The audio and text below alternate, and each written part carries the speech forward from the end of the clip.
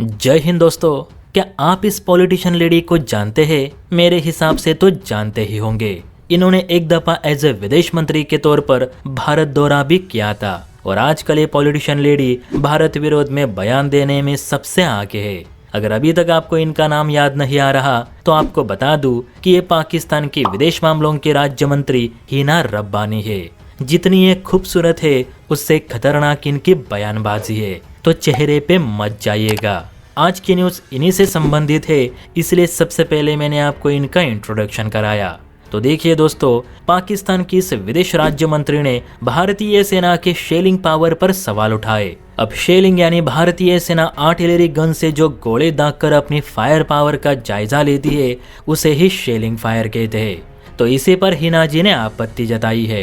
Pakistani media reports के मुताबिक इन दिनों भारत की थल सेना गुजरात बॉर्डर पे अपनी शेलिंग फायर पावर को परख रही है। कहा जाता है भारतीय थल सेना हर दिन 200 से 450 राउंड्स फायर कर रही है। मोर्टार शेल्स दागने के लिए M777, बोफोर्स, सारंग और धनुष जैसे एडवांस आर्टिलरी गन्स का इस्तेमाल किया जा रहा है, जो कि इंडियन आर्मी की फ्रंटलाइन आर्टिलरी गन्स है। अब पाकिस्तान इस एक्सरसाइज से इसलिए परेशान है क्योंकि भारतीय सेना ने इन सारी गन्स का मुंह यानी बैरल पाकिस्तान की ओर मोड़कर फायरिंग शुरू कर दी है, जिस वजह से पाक चौकियां हिलने लगी। शेलिंग इतनी जोरदार है कि उनकी लगातार आवाज से पूरा एरिया दहल उठा, बल्कि कुछ गोले तो पाक चेक पोस्ट के पास जाकर फटने का खतरा पाक सेना को लग रहा है। इसलिए उसने भारतीय सेना को अपनी शेलिंग रोकने को कहा। पाक विदेश राज्य मंत्री हिना जी के मुताबिक भारत आखिर चाहता क्या है? क्यों आपकी सेना हमारी चेक पोस्ट के नजदीक ही हमेशा एक्सरसाइज करती है?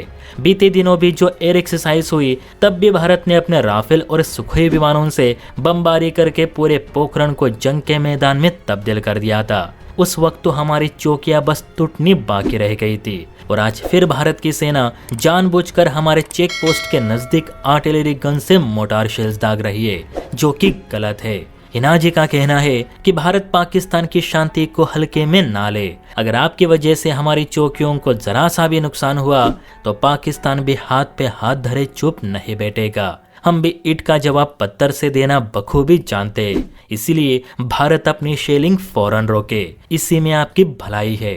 अब देखिए दोस्तों, जिस देश की सेना हमारी शेलिंग्स को बर्दाश्त तक नहीं कर पाती वो भारत को धमकी दे रही है कि हमसे मत उलझो। इसे ही कहते हैं कि रस्सी जली पर बल नहीं गया। शायद आपको पता नहीं होगा, लेकिन फिलहाल पाकिस्तानी सेना के पास मिसाइल परीक्षण या वॉर एक्सरसाइज करने के लिए तक पैसे नहीं बचे। ऐसे में पाकिस्तान भारत से युद्ध क्या सीधी सादी लड़ाई भी नहीं कर सकता, पर गीदड़ भभकी ऐसे दे रहा है मानो पूरा एशिया पाकिस्तान से डरता हो। खैर जो भी है, क्या हमें अपनी शेलिंग जारी रखनी चाहिए या फिर पाकिस्तान की बात मानकर बंद कर देनी चाहिए?